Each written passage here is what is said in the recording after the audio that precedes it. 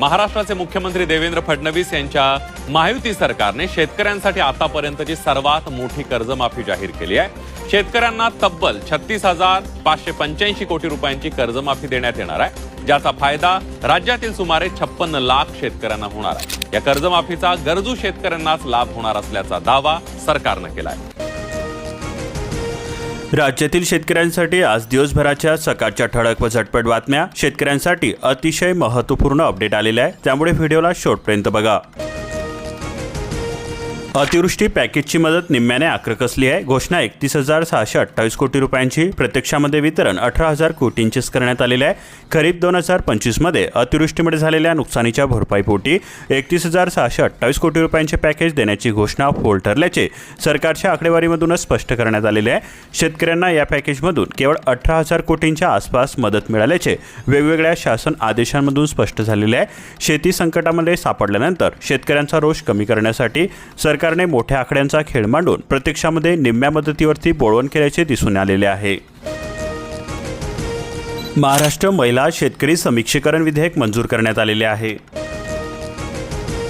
कर्जमुक्ती होईपर्यंत थकीत पीक कर्जावरती व्याज आकारू नका, योजनेच्या अंमलबजावणीमधील विलंबनावरती शासनाचे निर्देश। महाराष्ट्राच्या साखर विक्री कोट्यामध्ये जुलैसाठी 7.71% घट झालेली आहे। देशांतर्गत बाजारासाठी 22 लाख टनांचा कोटा कायम आहे। साखरेची MSP वाढवण्याबाबत केंद्राकडे पाठपुरावा, सहकार मंत्री म्हणाले। साखर निर्यात बंदीमुळे उद्भवलेल्या अडचणींवरती विधान परिषदेमध्ये चर्चा करण्यात आली। लाडली बहीण योजनेमधील महिलांना अनुदानित दरामध्ये गाई दूध उत्पादन वाढवण्यासाठी मध्य प्रदेश सरकारची तयारी सुरू करण्यात आलेली आहे। कच्च्या तेलाच्या किमती घसरलेल्या असून पेट्रोल डिझेल स्वस्त होणार कधी, केंद्रीय मंत्री म्हणाले। थोडे थांबा, कंपन्यांनी स्वस्त दराने खरेदी केलेले कच्चे तेल शुद्धीकरण प्रकल्पांमध्ये पोहोचल्यानंतर दर कपातीची शक्यता आहे। अंतिम निर्णय तेल विपणन कंपन्याच घेतील। शेतामध्ये राबणाऱ्या फक्त महाराष्ट्रातील महिलांनाच मिळणार शेतकऱ्यांचा दर्जा, विधेयक विधानसभेमध्ये संमत झालेले आहे। राज्याच्या केंद्राच्या कृषी विभागाच्या योजनांचा लाभ मिळणार। जून अखेरपर्यंत 30% पेरण्या पूर्ण झालेल्या असून गतवर्षी आटोपल्या होत्या दुपटीपेक्षा सुद्धा अधिक। पावसाची एंट्री विलंबाने झाल्याने अकोला जिल्ह्यामध्ये उशिराने सुरू झालेल्या पेरण्यांना आता वेग आलेला आहे।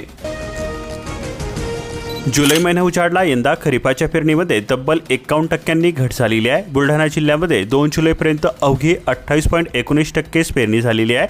पावसाअभावी 3.78 लाख हेक्टर क्षेत्र अद्याप सुद्धा पडीक आहे। मोताळा तालुक्यातील अतिवृष्टीग्रस्त भागाची तातडीने पाहणी करा, संजय गायकवाड म्हणाले। अधिकाऱ्यांना दिले निर्देश, 3 तालुक्यांमध्ये अतिवृष्टी झालेली आहे। तुतीची 2.80 लाख रोपे पर जिल्ह्यामधून आणली। खामगाव जिल्हा रेशीम शेतीमध्ये स्वयंपूर्ण कधी होणार, 160 एकरांच्या उद्दिष्टासाठी 8.80 लाख रोपांची गरज आहे। फळपीक विमा योजनेमध्ये मुदतवाढ देण्यात आलेली आहे। संत्रा, लिंबू, पेरू, हळदीसाठी संधी उपलब्ध आहे। योजनेमध्ये सहभागासाठी 14 जुलै ही अंतिम मुदत आहे। सीताफळ उत्पादकांना 31 जुलैपर्यंत अर्ज करता येणार। 125 दिवसांचा रोजगार आणि विहिरींची कामे, व्ही रामजी योजनेमधून सोलापूर जिल्ह्याला नवी दिशा मिळणार। विहिरींची कामे ठरणार जीवनदायी। बार्शी तालुक्यातील 344 शेतकऱ्यांची कर्जमाफीची यादी राज्य शासनाकडे अपलोड करण्यात आलेली आहे। सहाय्यक निबंधक कोण पात्र आणि कोण अपात्र या सरकारच्या अंतिम निर्णयाकडे आता लक्ष लागलेले आहे। मालेगाव तालुक्यामध्ये जून अखेर केवळ 56 मिलीमीटर पावसाची नोंद झालेली आहे। कळवाडी सर्कलमध्ये आतापर्यंत सर्वाधिक 177 मिलीमीटर पावसाची नोंद झालेली आहे। पाऊस लांबल्याने नाशिक जिल्ह्यामध्ये खरीप हंगाम अडचणीमध्ये सापडलेला आहे। यंदा मृग नक्षत्र पूर्ण कोरडे गेले आणि आर्द्रता फारसे बरसलेले नाही, त्यामुळे जून महिन्यामध्ये पावसाची तूट निर्माण होऊन खरीप हंगामाची पेरणी मोठ्या प्रमाणामध्ये राहिलेली आहे। जमिनीमध्ये फारशी ओल नसल्यामुळे झालेल्या पेरणीबाबत साशंकता आहे। यामुळे खरीप हंगामाबाबत शेतकरी वर्गांमध्ये चिंता निर्माण झालेली आहे। येवला तालुक्यामध्ये जून महिन्यामध्ये अवघा 14% पाऊस झाल्याने शेतकरी चिंतेमध्ये सापडलेला आहे। तसेच सुरगाण्यामध्ये जून महिन्यात केवळ 18.50 मिलीमीटरच पाऊस झालेला आहे। मागील थकबाकी भरल्याशिवाय शेतकऱ्यांना नवीन कर्ज नाही, जिल्हा बँकेने खरीप हंगामाच्या तोंडावरती शेतकऱ्यांना नव्याने कर्ज देण्यास प्रारंभ केलेला आहे। ऐन खरीप हंगामाच्या तोंडावरती कर्ज मिळाल्याने शेतकरी समाधानी झालेले आहेत। मात्र थकबाकीदार शेतकऱ्यांना नव्याने कर्ज मिळत नसल्याने थकबाकी भरण्यासाठी शेतकऱ्यांची धावपळ सुरू झालेली आहे। कुणी घर तर कुणी व्यवसाय थाटला. वर्षभरामध्ये 90,023 कोटींचे कर्ज वाटप करण्यात आले. गुंतवणुकीकडे कल वाढलेला असून नाशिक जिल्ह्यामध्ये 8.88 लाख कर्ज वाटप करण्यात आलेले आहे. गृहकर्जाचा सर्वाधिक टप्पा आहे. काठीचा आधार, डोळ्यामध्ये आशा, अनुदान बंधने, वृद्धांचे हाल होत आहे. गुडघ्याच्या मोफत शस्त्रक्रियेसाठी 5,000 ज्येष्ठ नागरिक प्रतीक्षेमध्ये आहे. मराठवाड्यामध्ये मान्सून संथ झालेला असून 18.8% पावसाची नोंद करण्यात आलेली आहे. हिंगोली जिल्ह्यामध्ये भूकंपाचे 2 धक्के बसले. वसमत, औंढा तालुक्यामध्ये 3.6 आणि 3.5 रिश्टर स्केलची नोंद करण्यात आली. जून महिन्यामध्ये सलग 3 वेळा बसले होते भूकंपाचे धक्के. धाराशिव जिल्ह्यामध्ये कुठेही भूकंप झालेला नाही, प्रशासनाकडून सांगण्यात आले. केवायसी नसल्याने लाडक्या बहिणींचे पैसे झाले बंद. योजनेमध्ये समावेश करण्याची मागणी केली जाते. केवायसी त्रुटीमुळे हजारो महिलांचे पैसे अडकलेले आहे. स्वाधार योजनेच्या अर्जांमधील त्रुटी पूर्ण करण्यासाठी 5 जुलैपर्यंत अंतिम मुदत आहे. समाज कल्याणचे विद्यार्थ्यांना आवाहन केले जाते. इयत्ता 7वीच्या विद्यार्थ्यांना अजून सुद्धा पाठ्यपुस्तकांची प्रतीक्षा आहे. अभ्यासक्रम बदलांमुळे विलंब होतोय. 93,000पेक्षा अधिक पुस्तकांचे वितरण रखडलेले आहे. कुठे समाधान तर कुठे प्रतीक्षा केली जाते. परभणी जिल्ह्यामध्ये पावसाची असमान हजेरी बघायला मिळते. जून महिन्यामध्ये 46% पावसाची तूट असून केवळ 8,472 हेक्टरवरती पेरणी करण्यात आलेली आहे.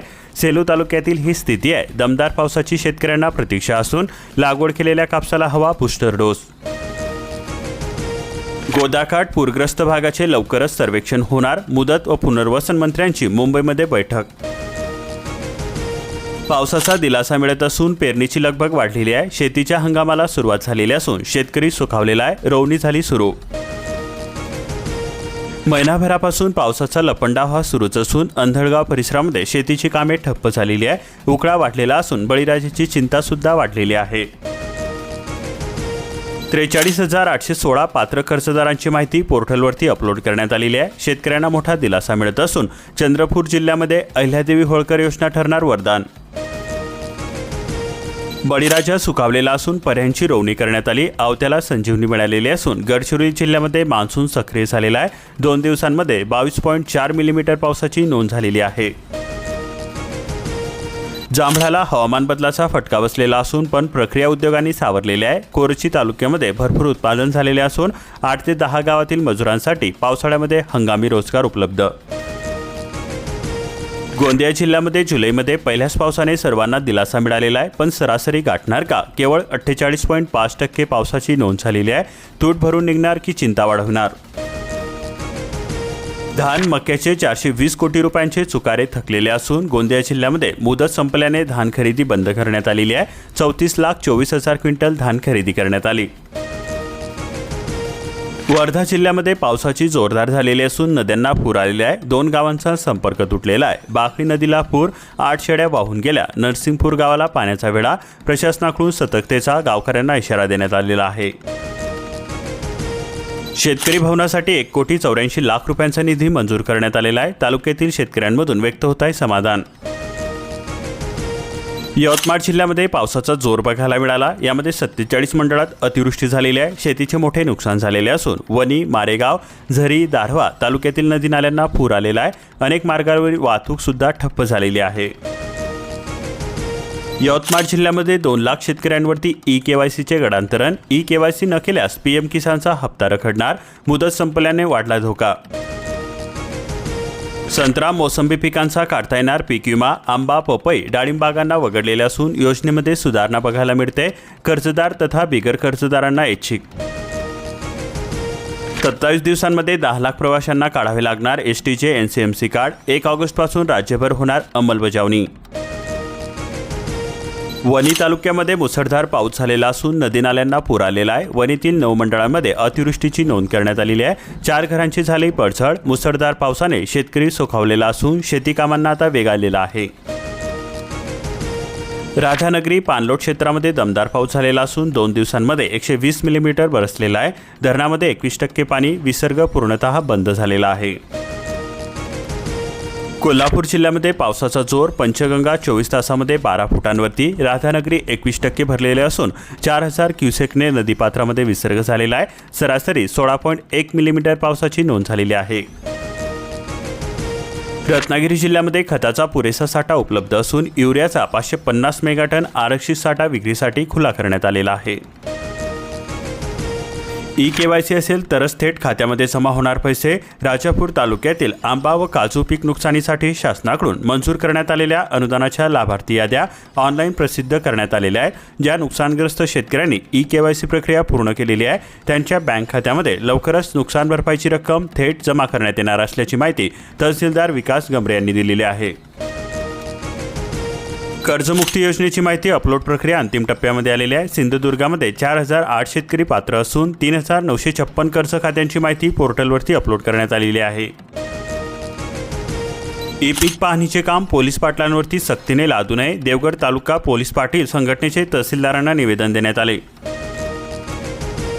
वडूजकरांना मृत साठ्यामधूनच पाणीपुरवठा केला जातोय. प्रतीक्षा पावसाची असून एरवाडी परिसरातील पंपाचा वीजपुरवठा खंडित करण्यात आलेला आहे. पाणी उपसा बंदी लागू. हमीभाव खरेदी केंद्र सुरूच न झाल्याने 502 शेतकरी अडचणीमध्ये सापडलेले आहे. चोपडा परिसरामध्ये गोडाऊन अभावी ज्वारी मका खरेदीला मुहूर्त नाही. मुदत संपून सुद्धा खरेदी रखडलेली आहे.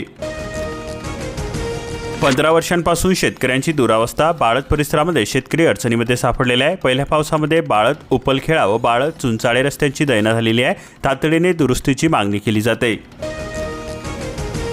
चाळीसगाव तालुक्यामध्ये यंदा महिनाभर उशिराने पेरण्या सुरू झालेल्या असून 80,000 हेक्टर लागवडीचे उद्दिष्ट आहे. 10 दिवस पाऊस राहिल्यास 100% पेरणीची शक्यता वर्तवली जाते.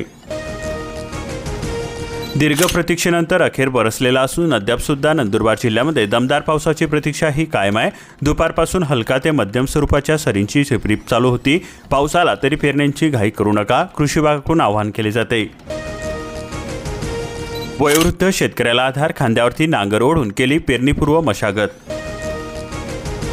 सिमला मिरचीवरती कोकडा रोगाचा प्रादुर्भाव झालेला असून पिंपळगावच्या मिरची उत्पादक शेतकऱ्यांवरती संकट गळत झालेले आहे. विजेच्या लपंडावामुळे ग्रामस्थ तसेच शेतकरी त्रस्त झालेले आहे. कराड तालुक्याच्या ग्रामीण भागातील ही परिस्थिती असून वीज वितरण कंपनीचे दुर्लक्षांमुळे संतापाची भावना व्यक्त होते.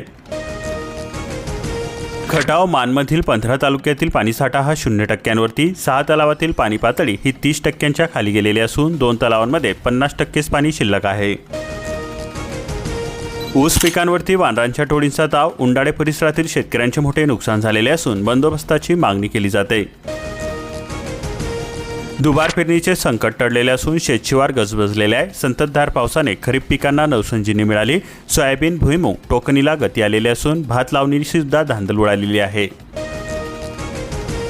शिरोड तालुक्यामध्ये ऊसावरती लोकरी माव्याचा प्रादुर्भाव झालेला असून शेतकरी चिंतेमध्ये सापडलेले आहे. उत्पादनात मोठी घट होण्याची शक्यता वर्तवली जाते. गतवर्षीच्या तुलनेमध्ये यंदा पेरणीत विक्रमी घट झालेली आहे. 38.19% कमी असून जमिनीत पुरेशी ओलच नाही. तृणधान्य, कडधान्य, तेलबियांच्या पेरणीला फटका बसलेला आहे. कृषी विभागाने वाटप केलेले भुईमुग बियाणे निकृष्ट दर्जाचे असून ऐनवेळी बियाण्यांसाठी धावपळ होते. वशी परिसरातील शेतकरी संतप्त झालेले आहे. शेतीची आवर्तने उजनीमधून बंद. कृषी पंपांचा वीजपुरवठा खंडित करण्याचे आदेश देण्यात आलेले आहे. पिण्यासाठी पाणी राखीव. कृषी पायाभूत सुविधा निधी योजनेची विशेष अंमलबजावणी. 2 कोटींपर्यंत कर्ज. 20 जुलैपर्यंत मोहीम सुरू राहणार. शेतमालाचे होणार मूल्यवर्धन. मुंबईसह कोकणामध्ये अतिवृष्टी झालेली असून 24 तासांमध्ये सरासरी 210 मिलीमीटर पाऊस झालेला आहे. राज्यामध्ये सर्वदूर हलका ते मध्यम पाऊस झालेला आहे. आजपासून 3 दिवस मुसळधार पाऊस. ठाणे, रायगडसह घाटमाथ्याला रेड अलर्ट जारी करण्यात आलेला आहे. 14 जिल्ह्यांना ऑरेंज तर उर्वरित महाराष्ट्राला येलो अलर्ट जारी करण्यात आलेला आहे. कांद्याला प्रति क्विंटल किमान 3,000 भाव मिळावा. रासायनिक खतांसह इतर वाढलेल्या खर्चाबाबत शेतकऱ्यांमध्ये चिंता व्यक्त होते. अशाच प्रकारच्या महत्त्वपूर्ण बातम्यांसाठी आताच आपल्या चॅनलला सबस्क्राईब करून बेल आयकॉनला ऑलवरती सेट करा आणि हा व्हिडिओ जास्तीत जास्त शेतकरी मित्रांपर्यंत शेअर करा.